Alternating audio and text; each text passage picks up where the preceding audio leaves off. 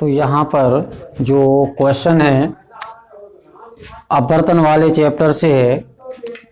कोई tank 12.5 centimetre ऊंचाई तक जल से भरा है।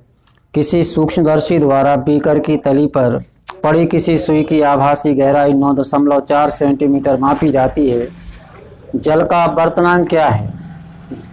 बीकर में उसी ऊंचाई तक जल के स्थान पर किसी 1.63 अपवर्तनांक के अन्य द्रव से प्रतिस्थापित करने पर सुई को पुनः फोकस करने के लिए सूक्ष्मदर्शी को कितने ऊपर या नीचे ले जाना होगा? तो यहाँ पर सुई की वास्तविक गहराई दी गई है h। जो वास्तविक गहराई दी गई है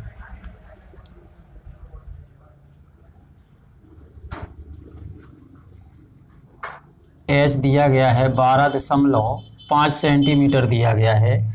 और ये जो क्वेश्चन है ये 9.3 है आपके चैप्टर 9B से है ये, ठीक है। तो यहाँ पर जो सुई की वास्तविक गहराई है वो दी गई है 12.5 सेंटीमीटर और इसकी जो आभासी गहराई है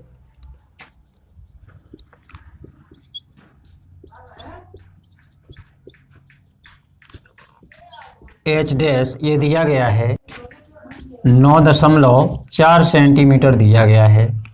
अब हमें ये बताना है जल का अपवर्तनांक कितना है। तो हमें यहाँ जल का अपवर्तनांक ज्ञात करना है। तो जल का अपवर्तनांक क्या होगा? यहाँ जो प्रकाश किरण है वायु से किस में प्रवेश कर रही है? जल में। तो यहाँ अपवर्तनांक को किससे दर्शाएंगे? ए म्यू डब्ल्यू। और ये हमें इसमें पता करना है। तो देखो आभासी गहराई और वास्तविक गहराई में जो संबंध होता है उसको उस संबंध को दर्शाने वाला जो फार्मूला होता है वो क्या होता है? Mu equal to h upon h dash. यहाँ म्यू अपवर्तनांक है तो यहाँ प्रकाश किरण वायु से जल में प्रवेश कर रही है तो इसको हम किस तरीके से व्यक्त करेंगे? ए म्यू डब्ल्यू। वास्तविक गहराई कितनी दी गई है यहाँ पर? 12.5 और h डैश जो आभासी गहराई है वो दी गई है 9.4 सेंटीमीटर। तो अब हम इनका पहले दशमलव अलग करें। तो इसके बाद अब हम करेंगे भाग इसमें। तो 125 में हम भाग देंगे कितने का? 94 का। 1.329।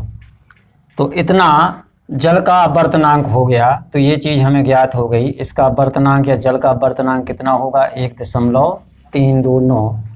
अब आगे क्वेश्चन है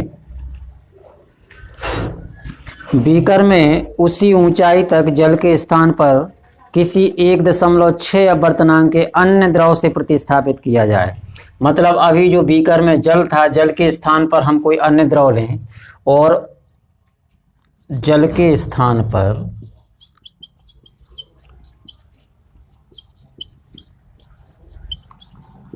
अन्य कोई द्रव लेने पर, अब जो कोई दूसरा द्रव लिया गया है ये नहीं सवाल में दिया गया है कि आखिर कौन सा द्रव लिया गया है, लेकिन उसका अपवर्तनांक दिया और उसका अपवर्तनांक है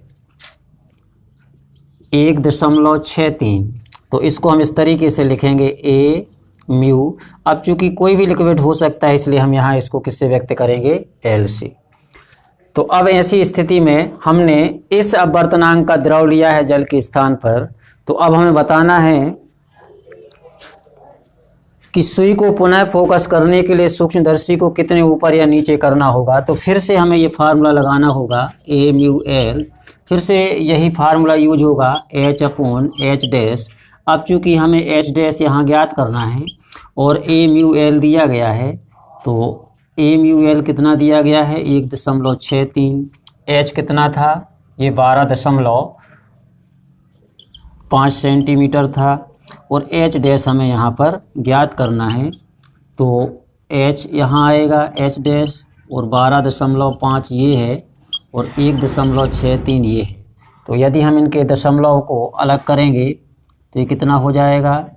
1250 163।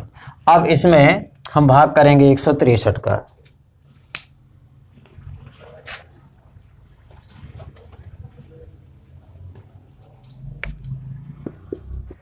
तो ये आया 7.67। तो इसको हम लिख सकते हैं लगभग 7.7 सेंटीमीटर।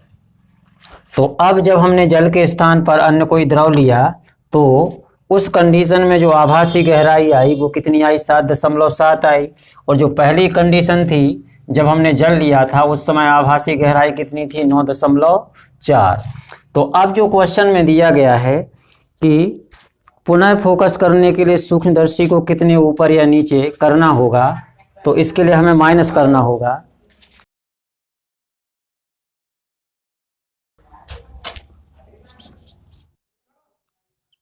का नीचे की ओर विस्थापन होगा